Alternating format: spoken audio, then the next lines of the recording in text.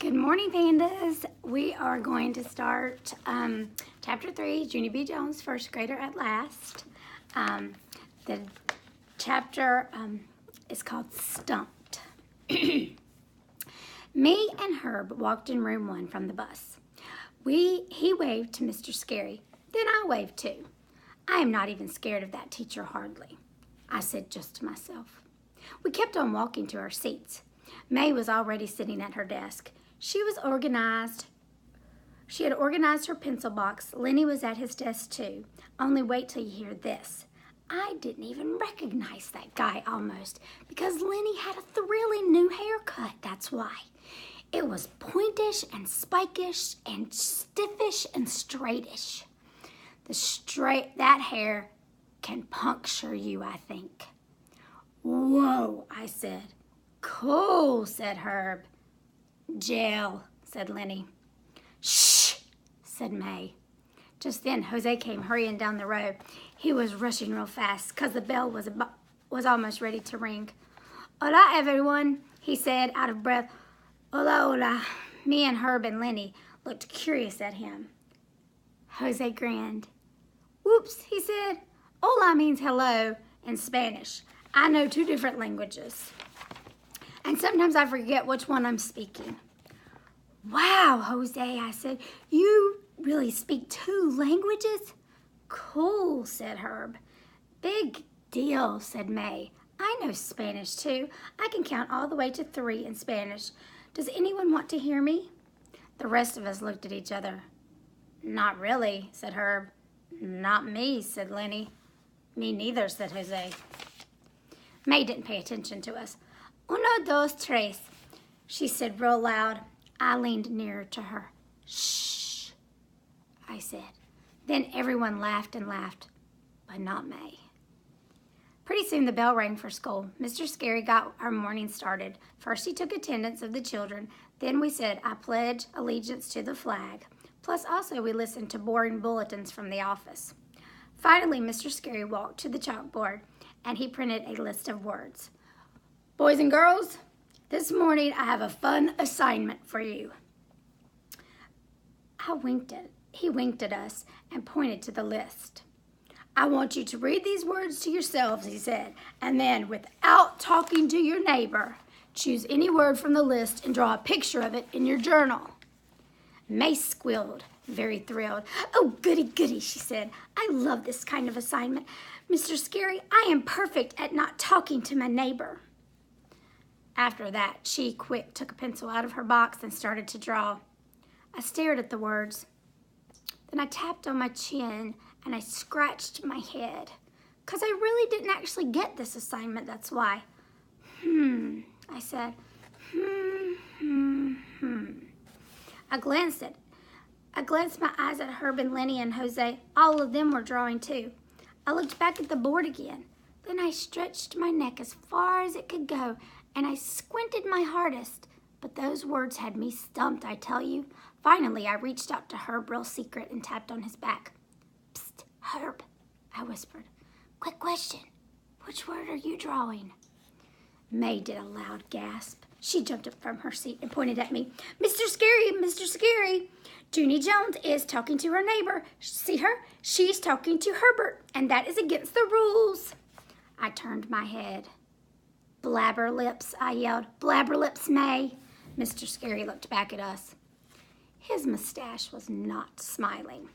I did a gulp. Then I quick opened my journal and I started to draw. Okay, I'm going to read chapter 2 for us today too. Chapter 4 for us today too. And this one is called Clucks.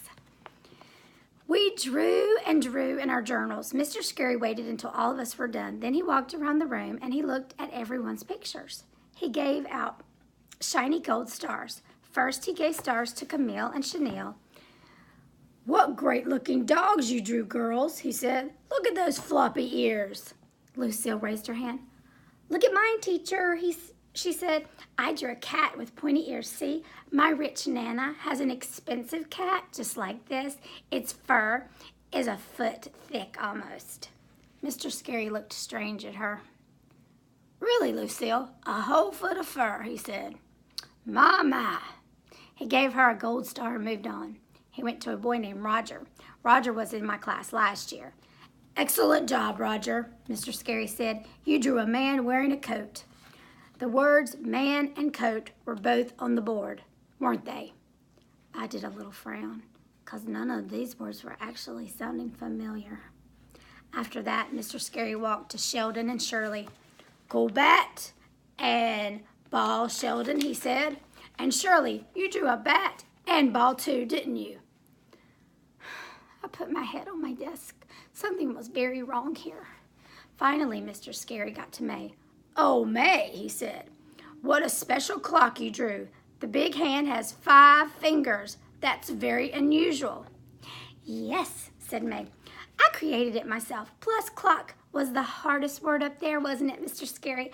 I am the only one who knew the word clock, I bet." Just then my stomach felt sickish inside. I quick closed my journal and stuffed it in my desk. Mr. Scary saw me. "Junie B," he said, "don't you want me to show me your drawing? Don't you want a gold star for today?" I shook my head real fast. No, thank you. "No, I don't," I said. "Not today. I really don't care for a gold star today, but thank you for asking." Mr. Scary kept standing there. "The end," I said. He did not budge.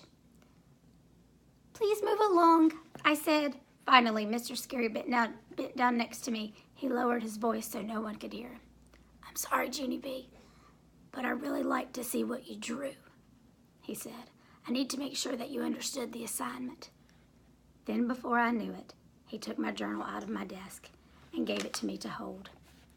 After that, he walked me into the hall, and he let me show him my drawing in private. And guess what? I think he liked it. I think.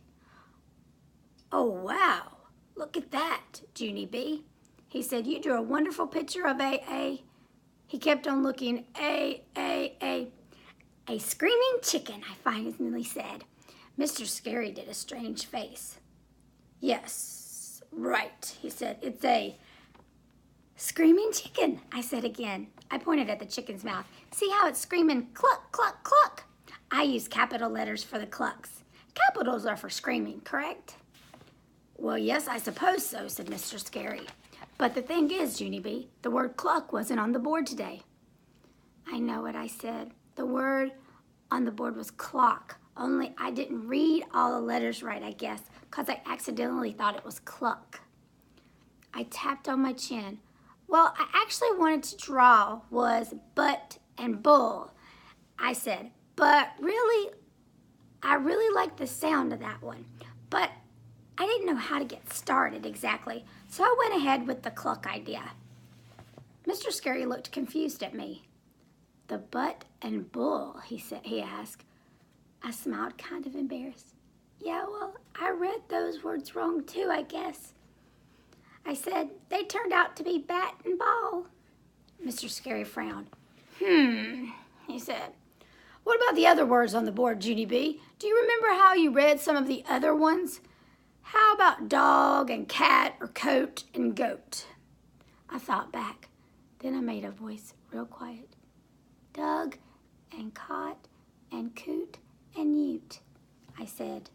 Mr. Scary nodded his head. Then he patted my hand very nice. Then he gave me my journal, and we walked into room 1.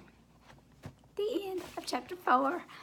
Okay, so tomorrow we will come back to read chapter 5. I hope that you guys are having a great day on this Wednesday. I'm really enjoying reading to you every day. I love Junie B, but I just love to read in general, and I can't wait to see what happens next in our book and what other books we're going to see for the future. So remember, if you have a book specifically in mind that you would like to have read, just let me know, make a comment, and have a great day. Bye.